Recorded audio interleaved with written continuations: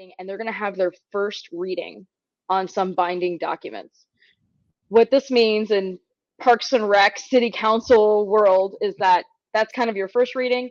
The city council then goes on break. They have a summer break every year. They try to get everything done by June 13th. It's not going to happen. So they're going to have to come back in July, do a second reading.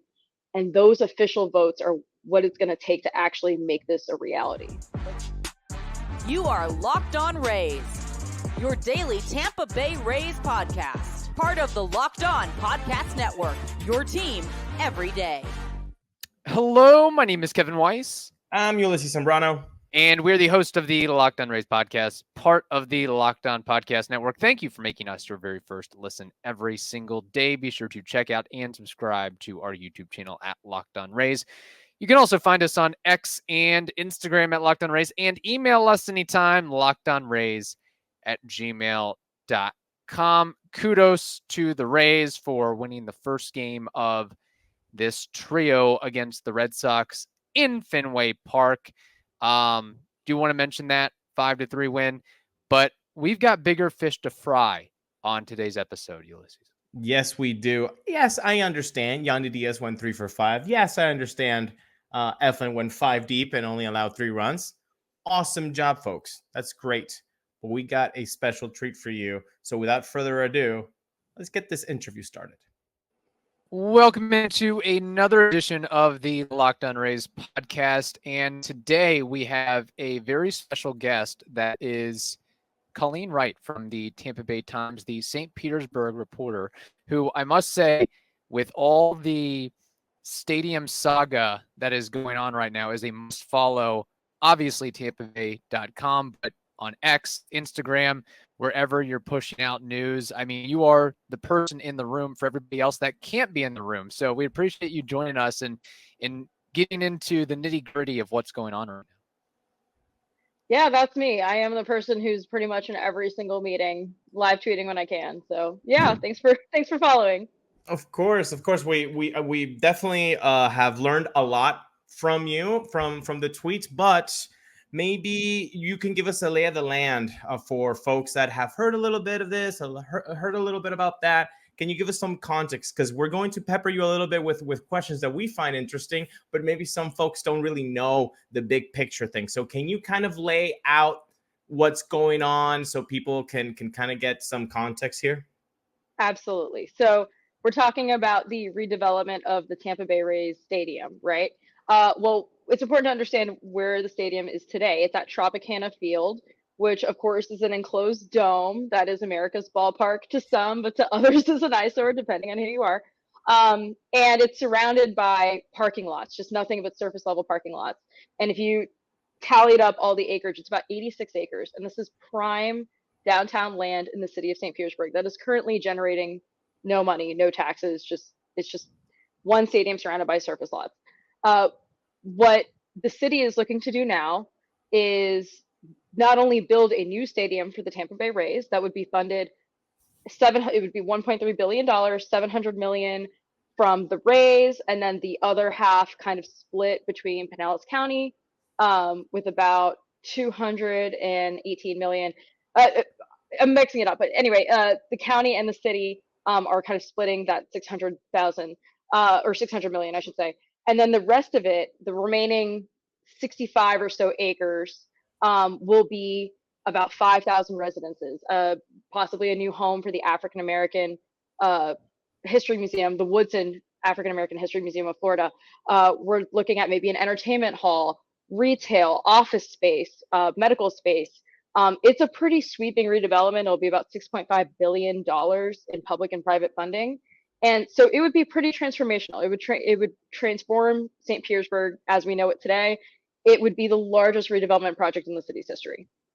And that's what we're at. And so we're looking at kind of the stadium portion, which is Tropicana Field. And then we're also looking at, we call the rest of it the historic gas plant district. And it's named after the Black community that lived there up until, there were actually red lines there, of course, up until around the 70s when it was deemed a blighted area. And it's called the gas plant because there were 2 gas silos that were there. And the city came in, said, we're going to redevelop this area. It's blighted and we're going to put new housing and light industry.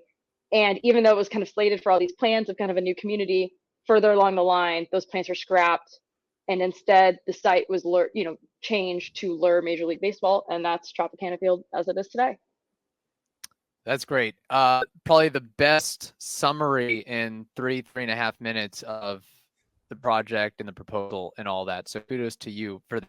When did you start covering this matter? Have you basically been in at the very onset of it when the plan was more or less announced by the mayor and the Rays in conjunction? Yes, so I have been covering it in this current iteration. However, this saga, as you both know, has been going on for years, really starting in 2008 with then Mayor Rick Baker. And they were looking at kind of a site on the water, like kind of near Albert Whitted Airport and where Al Lang Stadium is, where the Rowdies play. They were looking at that site, but they kind of concluded that that wasn't going to work. There's too much traffic. Then there, of course, during Mayor Rick Kreisman, they were looking out in Tampa, looking for a viable site there, looking at Ybor City. That did not pan out. And then Rick Kreisman, relations kind of soured. I'm giving another timeline again, but anyway, relations kind of soured between Kreisman and the Rays, and Kreisman tried to move forward with a plan that didn't really include us. It had kind of sort of plans for a stadium, but also not really. And Mayor Ken Welch comes along, gets elected in 2021. He starts in 2022. He scraps that idea, puts out his new plan. So I have been covering.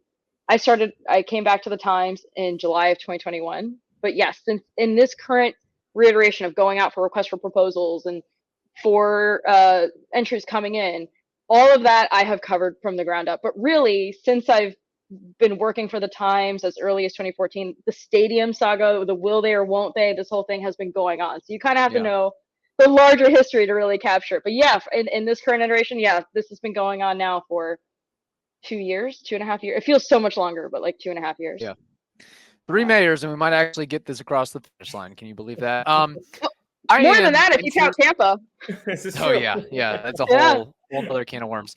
So I am just interested that this might be going off the rails a little bit, but which council member on the St. Pete Council, of course, which council member in which, I guess, community group have been the most critical or maybe even outright against this entire stadium redevelopment project, if you're able to pinpoint an elected official and local activist group, if you will?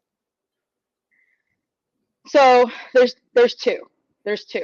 One who's kind of maybe, I would say they're both pretty critical and pretty much locked in no votes. But one is Richie Floyd, and he is the youngest city council member ever that we've had in St. Pete. He's a Democratic Socialist. He did not attend the September Here to Stay announcement, where there was an announcement that there would be a deal between the city and the Rays. He did not go to that presentation out of kind of principle. He doesn't believe in publicly subsidizing private companies, close to billionaires. Dude's got a lot of money. Doesn't really believe in giving him a kind of a public handout. Kind of references decades of research that shows that public investment to sports stadiums doesn't really net good economic outcomes. But I will say there's another council member who's Lisette Hanowitz. She's a former federal prosecutor. And she's just been lawyering the heck out of these agreements and finding pretty much all the loopholes and potholes and kind of things that are not tidy. As far as organizations, there is a grassroots effort called No Home Run, and it's led by 2 former executives from Raymond James. They're retired, and they also just don't, for a myriad of reasons, but mostly they think that like the land is biggest thing is that this project involves the sale of 65 acres of public land. We talked about it's 86 altogether. So roughly, 65 of those are going to be sold. And so that means the stadium not sold, that's going to stay publicly owned. But the rest of it would be sold at like quite a significant discount. And there's a lot of things there that the Rays and Hines, their development partner, don't have to pay up front. They can pay them further down the line. But anyway, the point is that they think that they could get more a fair market value for that land, and that we're giving away land, and there's a lot of just things that might be lopsided in the Rays' favor. So, but there's also other groups, more like grassroots kind of efforts. The League of Women Voters has come out pretty hard against it. And they usually don't really take sides on things. They try to be nonpartisan, but they're all in against it. Who else? A lot of like Allendale United Methodist Church, they're like big into like social causes. They're not for it. Sierra Club has come out saying not to against the deal, but to fix the deal. They want certain things changed to make the stadium more sustainable. So there's a few there's a few groups. I wouldn't say there's all of them because the business community by and large has come out in favor of the redevelopment, in favor of a new stadium. Well, baseball season is officially underway, so don't miss your chance to add your favorite players from the diamond in your PrizePicks entries, whether it's strikeouts, RBIs, or first inning runs.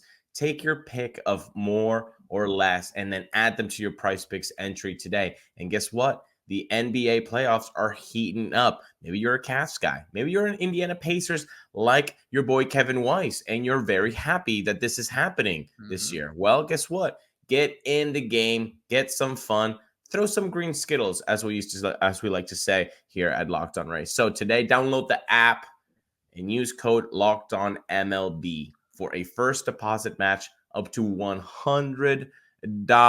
Again, download the app today. Use code Locked On MLB for a first deposit match up to $100. Again, download PrizePicks today. Would you say, no, actually, I'm not even going to put no words in your mouth. What are the biggest hurdles that you can see from this actually taking place by the city council?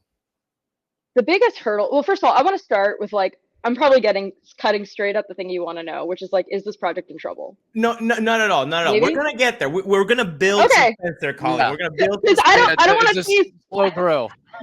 I don't want to tease anybody. I don't want to say like, oh, it's maybe not going to pass, because honestly, it's probably going to pass. Okay. I'm just going to be honest. I think we're going to cut that out of the episode and have you save it. No. Yeah. We'll save that for the back end of the episode. Okay. So what are the hurdles? So we went through what's called a committee of the whole. It's a workshop, which basically means that the city council discusses, but there's no vote taking place. We just went through that with the gas plant. That's why you're probably, why I'm on this show is because I was live tweeting from that workshop. That took 8 hours to get to. Next week, there was supposed to be another similar workshop specifically on the stadium deal, which I know these two things are together, but there's a lot of agreements that kind of separate them out too. They're funded differently. And on the stadium, that concerns like 11 legally binding agreements. So like that needs its own day. That got delayed for reasons that I'm still pretty unclear on. That the city is not liberal with its details. Let's just put it that way. So they just say that they just need more time. And actually it came out this morning that they're looking at June 13th to have that. So they'll have to get through that. And actually on the same day on June 13th, when they go through that workshop, they've got a hard stop at 4 p.m. because at 5 p.m. they're going to have a council meeting and they're going to have their first reading on some binding documents. What this means in Parks and Rec city council world is that that's kind of your first reading. The city council then goes on break. They have a summer break every year. They try to get everything done by June 13th. It's not going to happen. So they're going to have to come back in July, do a second reading. And those official votes are what it's going to take to actually make this a reality. Like official votes from the city council and from the Pinellas County Commission, which is helping to fund the stadium. So those are the hurdles. We got a workshop and two other publicly noticed city council meetings and a Pinellas County Commission vote. Parentheses here, more of a personal question here. You said 8 hours. Are you bringing a lunchbox? Is it vending machine time? Like what's going on there, Colleen? There is an hour break. There was an hour break at noon. So I rushed to a diner. I had to write my story. I like quickly ate some like scrambled eggs and toast and then went back in. And normally they don't let you bring in any kind of drink like a coffee other than water in a clear water bottle. But I think at that meeting, they let people bring in stuff. But I think they should do it all the time. Why not? I'd like to bring in a flask if I had to sit that 8 hour meeting. That's fair, but to us reporters who have to be there all the time, like I should bring in a coffee. Yeah, 100%. Yeah. Oh, 100%. Coffee, that's a requisite. So let's be honest, elephant in the room, the deal most likely gonna get approved, but DEFCON 5, something crazy happens. If the plan doesn't get approved, doesn't go through by city council, what happens next? Do the Rays then say, all right, screw you, St. Petersburg, we're looking at Tampa, we're looking at Nashville, we're looking at Charlotte? Has there ever been any discussion as to what the Rays would do in that case of a deal not being made? That's like the $1 million question. So when you ask the Rays this, they say Stu's locked in. Stu's locked in, and he's like, we're going to deal with what's in front of us, and we're going to deal with that. And if that doesn't work out, we'll go forward. Again, I just want to plug in that like what's likely going to happen is like they're going to sweeten and tweak the deal a little bit, and it's probably going to pass, I would say, on a 5-3 vote. Again, I know I'm just cutting to it. We'll Right. can talk about that more. But anyway, but let's just say DEFCON, DEFCON 5, they leave. I don't think that they're going to Tampa. I think they're gone. And Gone. I hate to get into this because I feel like this is speculation. It's a lot of like off the record stuff I haven't confirmed. So I like need to be really careful. But like I don't even know if I heard like I don't want this to get taken out, but like I don't know. Someone said Orlando, maybe somewhere else, like unconfirmed, can't really go there.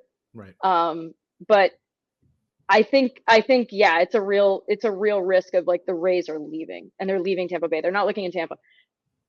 Don't at me, like they're not moving to Tampa. They're not looking for a site in Tampa. They tried that deal. They're not going to Hillsborough County.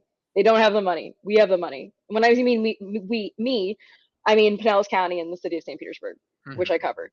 So yeah, I think they're like gone. Or at least to maybe Orlando, but maybe gone. Fair enough. There was a tweet, well, of many of yours, I think like a week ago when you were covering that, of those 8 hours. And it really, like, out of all of them, like all of them were quality, but one just like stood out to me. I'm going to show you it on screen. Oh no. You said, the city and Ray Hines did not seem ready for intense questioning back in September. Today, months later, after spending $1 million on outside attorneys, don't seem any more ready for questioning. What made you think that? What were the things that were said, the things that weren't said by Brian Auld and company that you were like, yeah, they're not ready for this in-depth kind of questioning? So I would first of all, I'm looking at that in October. I should say October, not September. So I'm looking at that now. I was going way too fast. But in October, when they had their workshop, those same two council members that I mentioned, Richie Floyd and Lisette Hanowitz, were giving them some pretty tough questions, and they were really caught off guard. So you would think that they have spent, the city specifically, I want to speak specifically, the city has spent over $1 million in outside counsel between October and now.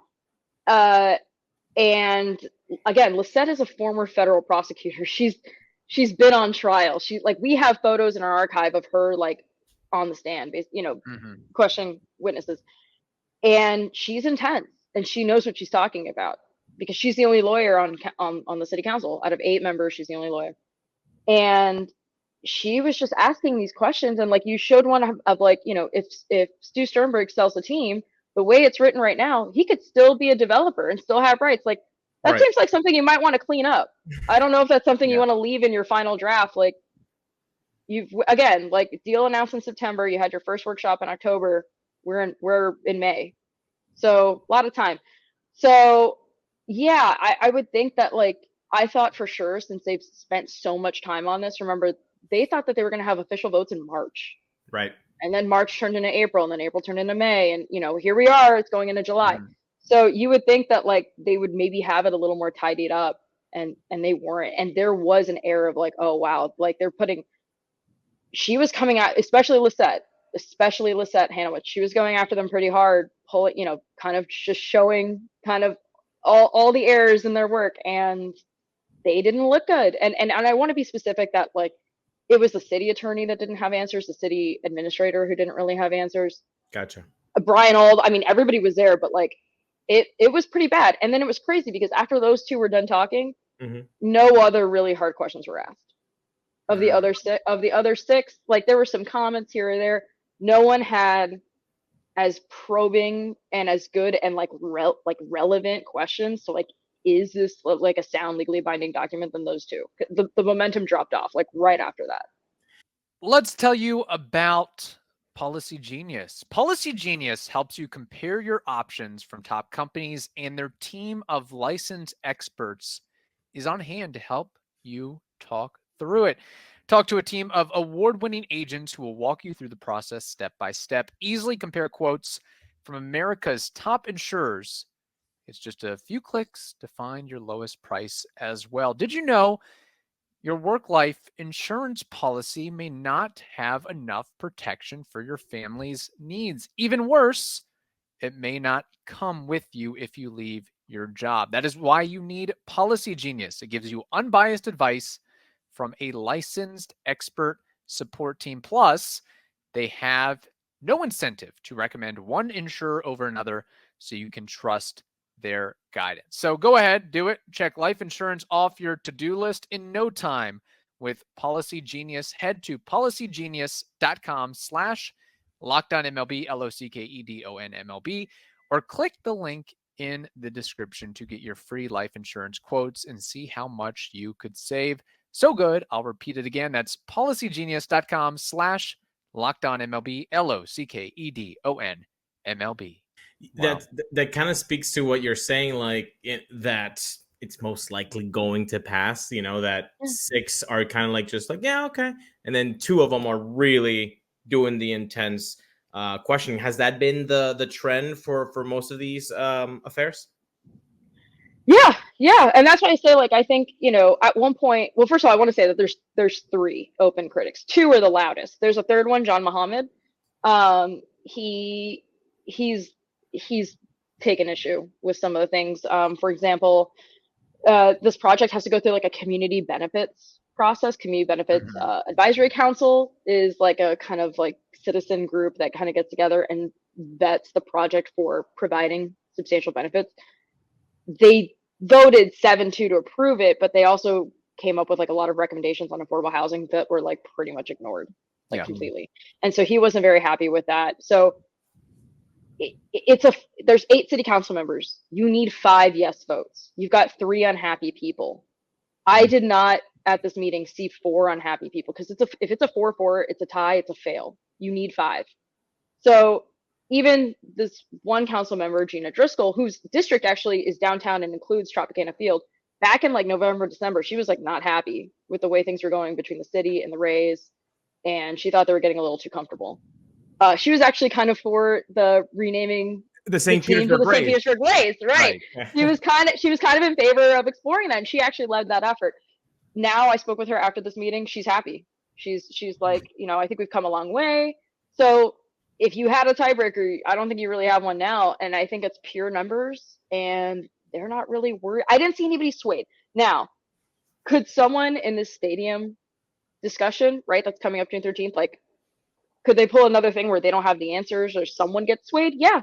I mean, there's always, I think it's the cities to mess up. Like, it's on the city, I think, or I don't even think it's really the county, because the city has the bigger portion. You got to deal with the stadium and the redevelopment. It's the city's issue to mess up. And short of that, I think you're going to have a deal. You're going to have a stadium. You're going to have a redevelopment. It just, certain things might be tweaked. Yeah. Besides the ballpark, we know that's the crown jewel of the redevelopment, but is there another aspect of the redevelopment plan that is most of interest or intriguing to you as a reporter, or just generally speaking?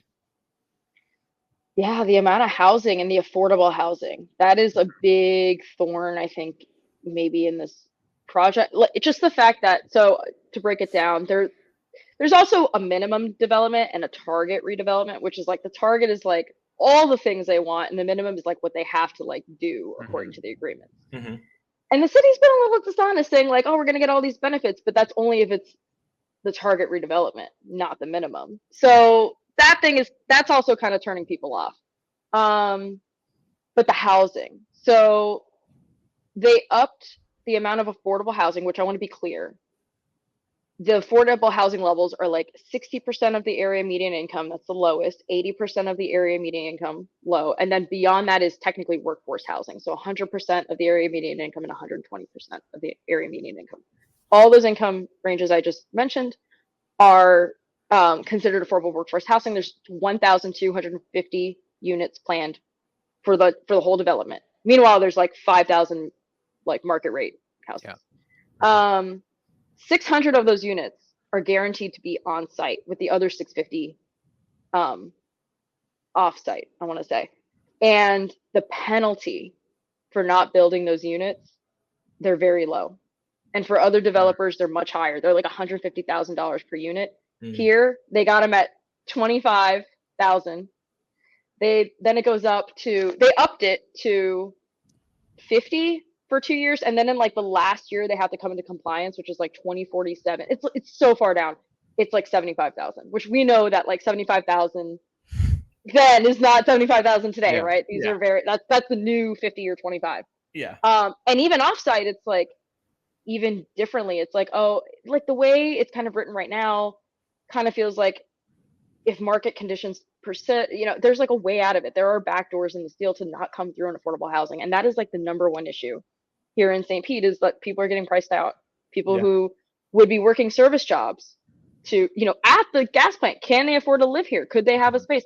That's a big sticking point. And, the way it works too is that the way they're going to pay for this redevelopment in the stadium is they're leveraging future property values to pay for it. So basically the money that's downtown is going to stay downtown until 2055, until this is all paid off.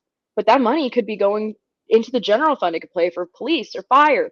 We could maybe help with our stormwater systems. We have a lot of flood prone areas in St. Petersburg. Houses are getting reflooded, once, twice, 3 times within like a year and a half. So some people say like, we've got other needs going on that we could be putting this money toward.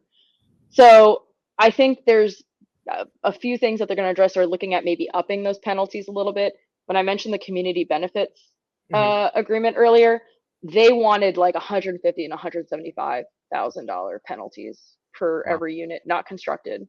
So when they came back with 50 and 75 down the road, they were kind of like, and some people didn't mind, but others did. Others were like, hey, we spent 5 weeks on this and you didn't really implement it. Yeah. So. Not to make you editorialize too much here, but if you were a member of the St. Petersburg City Council, would you vote in favor of this project with the idea that it would be a boon for tourism? You have the affordable housing element, you have the ode to African American history. Is it something that you see as benefiting the greater good of the St. Petersburg citizenry and community?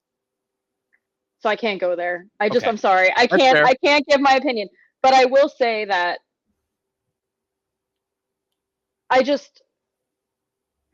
it's so hard because I don't want to cross any lines, and my job really is just information. But I will say that like it's a really big deal. I mean, it's the biggest deal in the city's history. It's probably the biggest thing the city will ever have to do, ever. And I mean, when you think about like the magnitude of that, and you think about 86 acres of prime downtown land, and if it doesn't work, is huge. And so I just think it's a very serious thing. I think people should really know what they're getting into.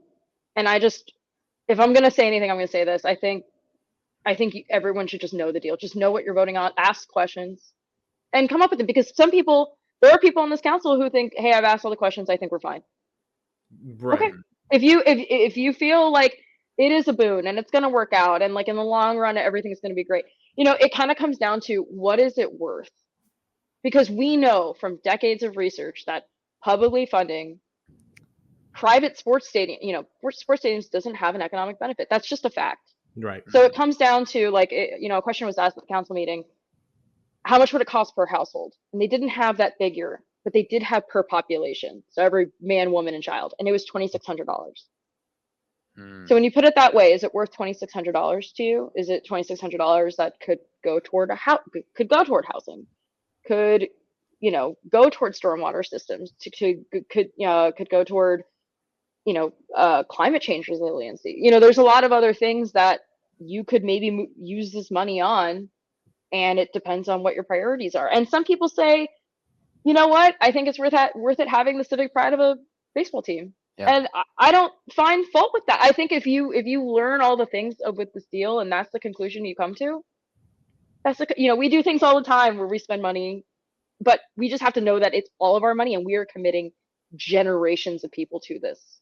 Yeah, so you better be right. Like someone had a rude comment to me that like these people, the protesters outside looked very old and like whatever, and I was like, This thing won't be done till 2055. Yeah. That's 30 years from now. Most of the people working on this aren't Yeah. going to see the benefit. So I just think you really got to understand. So, I do think that when you pull up these contracts, it's like, do you really want these to read like them? Should you maybe fix them? Or just have a good answer. Yeah. Have a good answer for why it's written like that. Because they did not have a good answer. There was no answer. That's the main reason why we wanted you on the show. You know what's going on, and we want to get people to actually know what's going on instead of just like reading little excerpts here and there. Like we're getting information from you who's always on the room. Now, is there a scenario where you see this being delayed any further than it already has? Sure. Yeah. And I think then you're maybe in trouble. Because you have city council elections and Pinellas County elections in November. If this gets really put, and like, look, honestly, I don't think it's going to get pushed that far. I mean, November's like really, really, really far away. But if it does, oh yeah, like it's going to be the only issue that I think anyone's going to vote on, because you're also voting with the president, right? You're going to be so down ballot that you're not going to be paying attention to, like, I don't know what groups or whatever else is going on in the city. Like, if you're paying attention to your council races, you're probably either going to care if you're a Democrat or Republican, whatever you are, right? For not for everybody, but for most people. Yeah. Even though these races are nonpartisan, that's going to come out. And then also, where are you in the stadium? Do you support or reject it? And I think there's 4 council members up for election. Wow. But not all of them are contested. I think only 1 is. But remember, you only need a fail is 4-4. So really, if 1 person flips over, that's the problem. And if you got more, then you're in trouble. I think you're in a worse space if you go closer to the election. And the delayed would be the July meeting, correct? Right. So the earliest that votes, like officially, like the Rays are for real here to stay, the earliest that can now happen is July. Cool. Mid to late July. Civic question here. How often is it that a city or county has an even number of elected officials? Because the mayor doesn't have a vote in this, correct? The mayor does not have a vote in this. That's a really good question. Because I work for municipal government, and we got an odd number. So I just assume that, I don't know. It's interesting to me, I should say. So, speaking of that, and I don't know, it's kind of off the wall a little bit, but are you able to talk about or give some insight into the Gertis family involvement with all this? So my understanding, correct me if I'm wrong, Copley is a city council member, and a relative or in-law is the city administrator of St. Petersburg. Do I have that right? His uncle. Okay. Yeah. So how does that muddy the waters in all this? Yeah, it goes a little further. It goes a little further than that. So Copley's father was Charlie Gertis, who was on the city council for he had 2 terms. He was 8 years. So, Copley has that name recognition that Charlie is his dad. And now Copley's representing the same seat his father did, but they were spaced out like 4 years. You had Robert Blackman, who ran for mayor here in St. Petersburg, representing that seat kind of in the interim. And yes, so Rob Gertis is Charlie, the father, who's no longer there, his youngest brother. And so and Rob Gertis is the city administrator. He is also the chief negotiator for the deal. He's the one who's literally at the negotiating table for this stuff. It's not the mayor, it's him. It's Rob Gertis. But I just want to be clear, like, Rob has been at the city for like it's like 30 years. Like, he's been there for a very long time. This is his career. It's not a political thing. It's not, I'm here 8 years and I'm out. Like, this is his livelihood. This is his career. So it was the Mayor Ken Welch, who appointed Rob Gertis to city administrator. And yes, he is negotiating with his nephew during this council meeting. I mean, it happens all the time, but for other things that are not Tropicana Field and the gas plant. But yeah, Rob is speaking directly to his nephew, and they are negotiating in front of everyone. Hmm. And so, Copley is also probably the biggest fan of the deal by far on council, but the most vocal for sure. He loves baseball. He's a big baseball fan. And he's also a financial advisor. So he knows a thing or two about numbers, and he says it's going to work. And he pretty much said, like, I trust the Rays and Hines and the city. And does his uncle maybe play into that? I don't know. I mean, would you? And I could see it kind of both ways, maybe. Like, do you trust your family members on some things? Would you trust them more than like another politician? I don't know. Like, but yeah, it is. That is the case that the most in favor council member, his uncle is the guy who's kind of making the deal happen. Fair enough. Those must be fly on the wall for those Thanksgiving dinners. That's for sure. Colleen, we can't let you go without having I'm on a roll. without having a little bit of fun baseball questions at you. So number one, I know you have Cuban heritage. I have Venezuelan heritage. So it's like baseball can't escape us. So Colleen, are you a baseball fan? So it's so funny because I grew up in Miami. And my first foray into journalism was I was a high school intern at the Miami Herald. And that is when the stadium deal fell apart. Like, kind of lit the city on fire in Miami, and everyone got recalled, and it was kind of a mess. And no, so I actually grew up a Miami Heat fan. I grew up more of a basketball fan, only because I do remember when the Marlins won in 2003. Yeah, I want to say that's correct. Yeah. So I remember that part, but my family weren't necessarily baseball fans. My brothers played basketball. I loved the Miami Heat growing up, so that was more my thing. But I am a sports ever since moving back to St. Pete and knowing that like this is a big part of my job. I have gone to multiple Rays games, and I've tried to get into it. I've tried to learn how to like score, like the Nice, yeah. I'm pretty tight with Mark Topkin. He's been really great to me and like showing me the ropes and introducing me to everybody. Cool. So he's been great. So I've gotten more into it, and I also live really close to the Trop, so I bike there from my house over there. It's like 8 minutes. Ooh. So I will be. I mean, I rent, but I live really close by, and so I like going. Like the way my boyfriend and I do it is, we'll just be sitting here on a Sunday and be like, "Hey, you want to go to the Rays game?" And it's the coolest. Yeah. It's literally the coolest place because it's air conditioned. Yeah. And it's a refuge because it's hot. Yeah. So I do enjoy it. I wouldn't say I grew up doing that. That was not the case, but I've tried to get into it and try to keep up.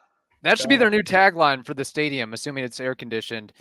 It's the coolest place, and it's the coolest place. Yes. I think people like really, in Florida, like it is the best place. It's cold. I mean, it's when it's hot outside, that is the place you want to be. I have a theory, and I think it should be not even a theory. It should just be written in stone. If people talk crap about the Trop, it's because they've never lived a Florida summer, because it would be either rain delays every single day, or it would be as hot as you know what, and we don't want to do that for 3.5 hours. So I think the Trop is great.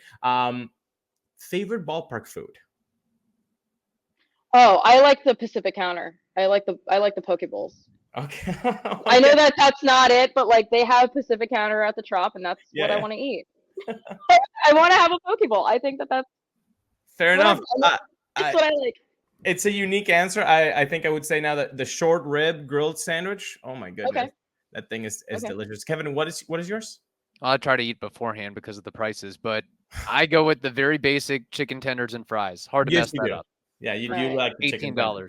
Yeah, but what can you do? Yeah. All right, last thing here, Colleen, because you did grow up a Heat fan, maybe following some other sports along the way. Do you have a favorite sports memory growing up or in adulthood? Okay. Oh, I mean, well, I have to do when Dwayne Wade retweeted me, which is my pinned tweet on my Twitter. Yeah. And it was, and I'll give you some background and context of it, but Dwayne Wade was retiring, and Dan Le Batard, who's a big sports media figure, I listen to Le Batard show, wrote a column, and it was a really great column, and I quoted him as saying, Dwayne Wade is the reason that kids in South Florida knew what winning was like, because the Dolphins were down bad. The Marlins, not great for, aside from 2003, not great. Panthers, I mean, only now really only now are the Panthers like relevant down there. But the Heat had it, and they were just fun. They were a fun franchise. They were easy to get to. I lived in Miami. They were in downtown Miami, so it was easy to get to. But anyway, I tweeted this, and I also found photos of my best friend and my two little brothers of us going to the Heat game, and we made signs that said like D Wade County. So I tweeted this Levitard quote and these photos, and he retweeted me and said, "That's love." That's And to me, I like screamed. I was in my apartment alone. I screamed. I called my mom. I mean, it was my friend put it on a mug, like put the tweet on a mug for me.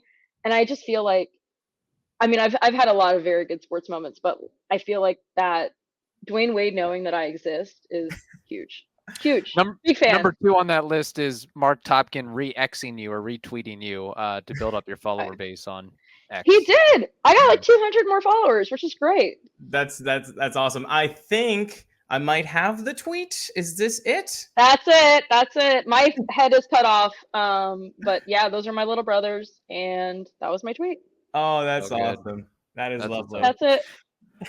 Colleen, you're awesome. You're a rock star, great reporter. We love following what you're doing. You're in the room when literally pretty much everybody else can't. How and where can people find your work? So the easiest place to get me is always at tampabay.com. And if you /author/ and put my name, Colleen-Wright, you can get all my stories right there. I try to tweet out most of my stories. So my handle is on screen. It's at Colleen_Wright. And if you just Google Tampa Bay Times, Colleen Wright, I'm there. And all my stories are there kind of in chronological order right on my page. And you can find me online and in print on Wednesdays and Sundays.